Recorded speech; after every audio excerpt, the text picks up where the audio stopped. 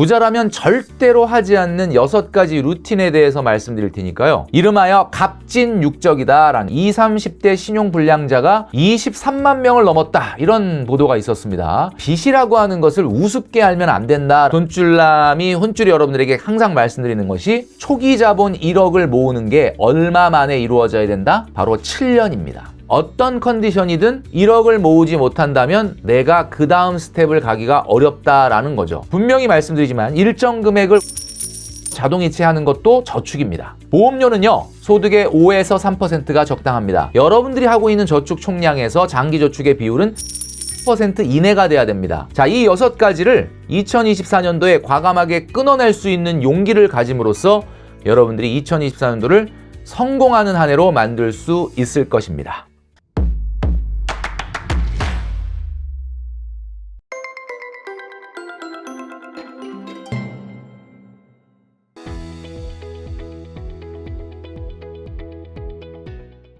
네, 혼줄 여러분 안녕하십니까? 돈으로 혼줄 내는 남자 누구겠습니까? 바로 돈줄남 김경필입니다. 오늘 이 시간에는 2024년도 버전으로 1억 만들기를 하고 계시는 우리 혼줄 여러분들, 부자라면 절대로 하지 않는 6가지 루틴에 대해서 말씀드릴 테니까요. 영상 끝까지 시청해 주시면 좋겠습니다. 자, 시작하기 전에 먼저 공지사항인데요. 4월 4일 제가 말씀드렸죠. 7시 30분에 명동역 CGV 시네 라이브러리에서 돈줄남의 오프라인 강의가 다시 시작이 됩니다.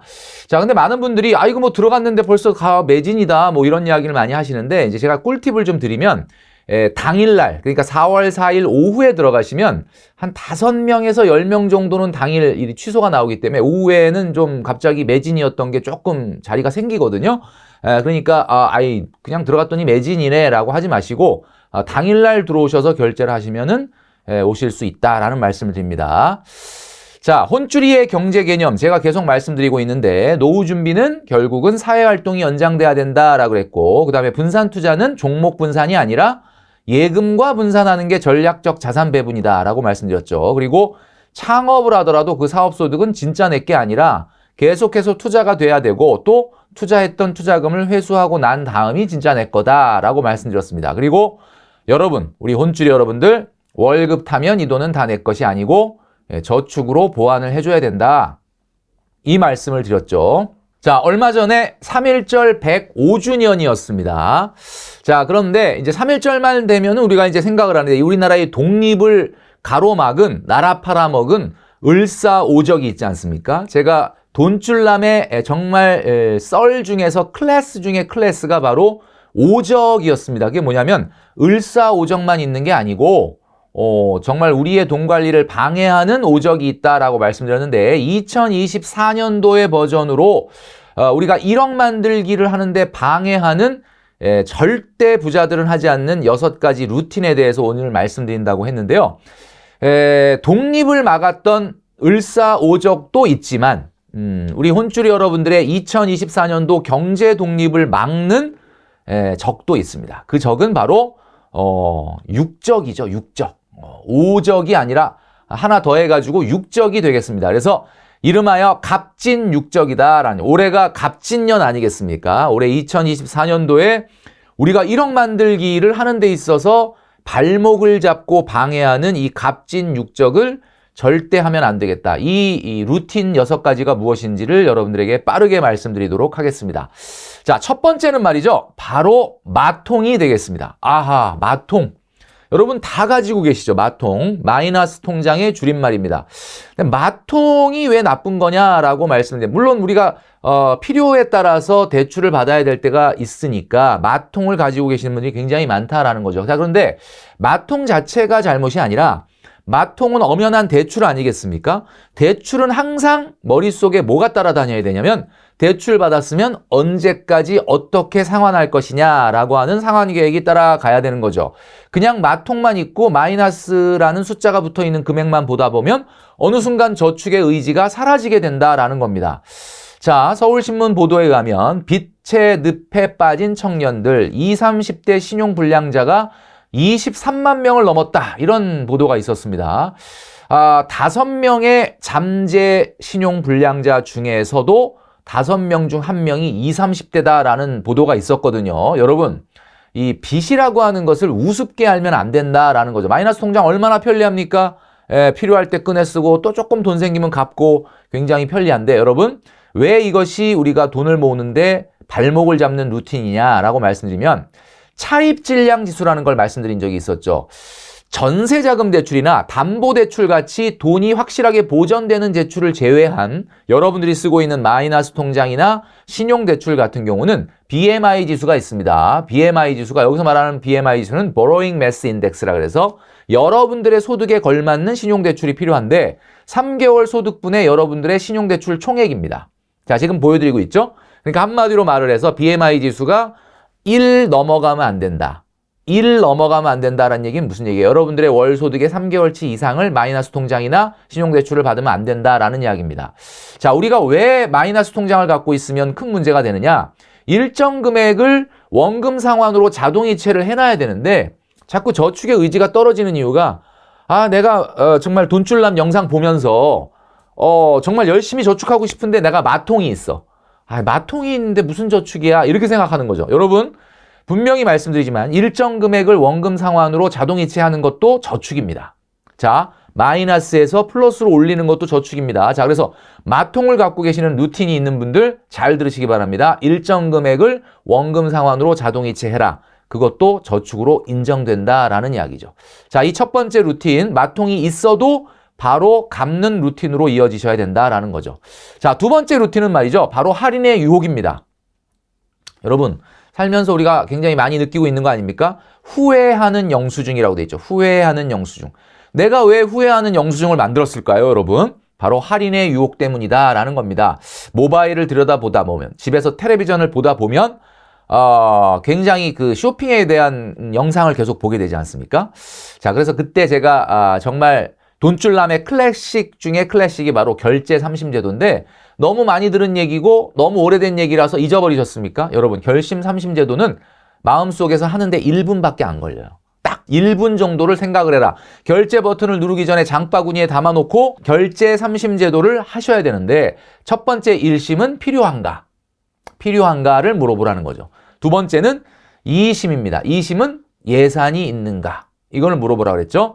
마지막 3심은 뭐죠? 대체제는 없는가? 자, 이 세 가지의 심사를 통과하고 난 다음에 통과가 됐다면 그것은 좋은 영수증일 수밖에 없기 때문에 우리 혼쭐의 여러분들도 과감하게 결제 버튼을 누르셔도 된다라고 말씀드렸습니다. 자, 할인의 유혹, 반값 할인, 역대급 할인, 조기 방송 종료 뭐 이런 표현들 여러분들 주의하시면서 불필요한 물건을 사들이지 않는 2024년도가 되시기를 바라겠습니다. 자, 두 번째 루틴까지 말씀드렸고요. 세 번째는 바로 뭘까요? 자, 그림에서 지금 보여드리고 있는데 바로 신용카드입니다. 신용카드가 뭐 잘못된 거는 아니지 않느냐? 물론 그렇죠. 자, 그런데 제가 여기에 단서를 달았잖아요. 신용카드인데 무슨 신용카드다? 예산 없는 신용카드. 여러분, 내가 돈을 쓰면서 내가 얼마 썼는지 혹시 카운트 하십니까? 카운트 안 하시는 우리 혼쭐 여러분들이 있다면 진짜 혼나야 됩니다. 왜? 내가 예산이 없다는 뜻이거든요. 예산이 없는 사람들은 돈을 쓰면서 얼마를 썼는지를 카운트를 안 한다는 거예요. 자, 이건 정말 혼나야 될 일이죠. 신용카드를 쓰는 것 자체가 잘못은 아니지만 신용카드는 예산 없이 쓰면 안 된다라는 이야기입니다. 자, 3대 예산. 자, 우리 혼쭐 여러분들 반드시 가지고 계셔야 되는 3대 예산 말씀드렸죠. 뭐였죠? 외식비, 쇼핑비, 문화레저비. 자, 이 세 가지 예산 지금 제가 딱 우리 혼쭐 여러분들에게 말씀드렸는데 나 있지. 외식비 얼마, 쇼핑비 얼마, 문화레저비 얼마. 이렇게 숫자가 딱 튀어나오면은 굉장히 잘 하고 계시는 건데 이거 들어보긴 했는데 내가 외식비 예산, 쇼핑비 예산, 문화레저비 예산이 없다? 자, 그러면 혼나야 됩니다. 네, 여러분들 혼나야 된다. 자, 외식비, 쇼핑비, 문화레저비라는 예산이 있어야 그리고 신용카드를 쓰면서도 카운트업을 해야 그것이 진정한 혼쭐이다라는 이야기죠. 자, 네 번째는 카페인 중독입니다. 자, 이것도 우리 돈줄남의 클래식 중에 클래식인데 카페인 중독. 자, 여러분 SNS 과다 몰입이 얼마나 과소비로 이어지는지는 돈줄남이 그동안 귀에 피가 나도록 얘기를 했습니다. 자, 그런데 여러분 설정에 들어가서 모바일 이렇게 보면 모든 SNS가 설정에 들어가면 평균 사용 시간이라는 걸 볼 수가 있거든요. 제가 얼마 전에 했다가 좀 너무 심하다 이런 생각이 드는 평균 사용 시간이 2분이야, 2분. 정말 안 보는데 여러분 평균 사용 시간이 뭐 예를 들면 인스타그램 같은 경우 30분 이상이다. 그러면 여러분 이 인스타그램을 보는데 하루에 내 시간의 30분을 이상을 쓰고 있다는 얘기입니다. 자, 여러분 한 30분에서 1시간 이상을 내가 매일같이 인스타그램을 보고 있다면 나도 혹시 카페인 중독이 아닌가? 이 카페인이라는 건 뭐예요? 카카땡, 페이스땡, 인땡그램이죠. 요거의 줄임말인데 여러분 요것도 불필요한 생각지도 않았던 과소비로 우리를 이끌기 때문에 우리가 주의해야 된다라는 거죠. 자, 이 인스타그램을 너무 몰입하는 루틴도 2024년도에는 간헐적 단식으로 좀 줄여야 된다라는 말씀을 드립니다. 자, 4가지 말씀드렸는데 벌써부터 야, 하나도 안 빠지고 다 해당이 되네 라고 한다면 여러분 진짜 혼나야 됩니다. 자, 2024년도 3월이거든요. 이제 3월. 3월이 다 지나고 있지 않습니까? 그러니까 이 시점에서 다시 한번 여러분들 마음의 허리띠를 졸라매야 된다라는 이야기입니다. 자, 5번째 잘못된 루틴은 뭐냐? 잘못된 금융상품 가입입니다.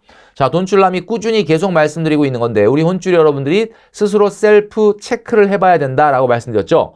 바로 보험료 그리고 장기 상품이 너무 과다하지 않은가를 생각을 해야 된다. 자, 보험이라는 건 굉장히 필요한 거지만 많이 가입한다 그래서 좋은 보험이거나 보장이 높은 게 아니다라고 말씀을 드렸죠. 그러니까 결국은 잘못된 금융상품이라는 것은 너무 과다한 보험료 그리고 너무 과다한 장기 상품 때문에 우리 혼줄 여러분들이 제대로 자본을 모으지 못하게 되는 경우를 말한다라는 겁니다. 자, 이걸 어떻게 한번 체크를 해볼지 제가 돈줄남이 딱 정해드리도록 하겠습니다. 보험료는요, 소득의 5에서 3%가 적당합니다. 내가 뭔가 보장을 좀 강하게 받아야 될 필요성이 있다. 또 내가 책임져야 될 가족이 있다. 상황적으로 봤을 때 조금 다른 분보다 나는 보험이 좀 더 많이 필요하다. 그러면 최대 5%. 그렇지 않다라고 하면은 3% 정도가 적당합니다. 보험이라는 거는 나의 미래의 경제력을 보호하는 거기 때문에 소득에 걸맞는 보험료가 적절하다라는 거죠. 자, 그런데 우리가 알고 있는 환급이 되는 보험, 그러니까 저축보험료가 과다하게 들어간 보험료 같은 경우는 아무래도 보험료가 굉장히 클 수밖에 없거든요. 높을 수밖에 없거든요. 되도록이면은 코스트로 비용으로 소멸형으로 없애면서 강한 보장을 받는 보험을 가입을 한다면 보험료를 더 낮출 수 있다. 그래서 보험료는 소득 대비 얼마? 5에서 3%를 꼭 지키셔라. 자, 그리고 장기 상품 같은 경우는 여러분들 IRP니 개인연금이니 뭐 이런 거 있지 않습니까? 저축보험이니 다 좋은데 중요한 것은 여러분들이 하고 있는 저축 총량에서 장기 저축의 비율은 15% 이내가 돼야 됩니다. 자, 한 100만 원 정도 저축을 단기 저축을 하는 분이 한 15만 원 정도 개인연금 드는 건 바람직한데 저축은 정기적금을 50만 원, 60만 원도 못 하면서 개인연금 50만 원, 60만 원을 한다? 이거 정말 혼나야 된다라는 거죠. 자, 여러분 이 퍼센테이지를 꼭 기억을 하시면 좋겠다라는 겁니다. 자, 마지막으로 6번째는 말이죠. 목적 없는 저축입니다. 자, 우리 돈줄남이 혼줄 여러분들에게 가장 강조하는 게 뭐죠? 1억 만들기 저축 아닙니까? 자, 그게 결국 무슨 얘기냐면 어느 정도 여러분들 머릿속에 있는 로드맵이 그려지는 저축, 그리고 내가 이것을 저축 만기를 탄 다음에 다시 예금을 하고 자, 언제까지 어떻게 얼마를 모으겠다라고 하는 목표가 있는 사람은 중간에 돈을 흘리지 않는데 불명확한 목표로 저축하는 사람, 예를 들면 10만 원, 20만 원, 30만 원 또는 50만 원, 60만 원을 하더라도 내가 이거 왜 하고 있지? 좀 불안해서 다 쓰기는 좀 미안해서 이렇게 하고 있다 보면은 항상 마지막에 만기를 타면 노트북을 바꾸든지 가방을 사든지 여행을 떠난다라는 말씀을 여러 차례 드렸지 않습니까? 자, 2024년도에도 저축을 하는 것도 중요하지만 내가 이거 왜 하고 있는지를 명확하게 목적을 갖고 여러분들이 하셔야 된다라는 이야기입니다. 자, 제가 한번 보여드렸던 누리호 발사 성공의 프로세스를 말씀드린 적이 있었잖아요. 초기 음속 돌파라고 되어 있습니다. 여기에 이 그림에서 지금 보여드리는 것처럼 경제활동을 시작하고 내가 어떤 궤도 위에 올라가기 전에 초반에 강력한 에너지가 필요한데 이 누리호도 발사를 성공하려면 초기에 몇 분 안에 음속을 돌파해야 된다라는 랩타임 규정이 있거든요. 우리 이제 돈줄남이 혼줄 여러분들에게 항상 말씀드리는 것이 초기 자본 1억을 모으는 게 얼마 만에 이루어져야 된다? 바로 7년입니다. 여러분 7년 안에 어떤 컨디션이든 1억을 모으지 못한다면 내가 그 다음 스텝을 가기가 어렵다라는 거죠.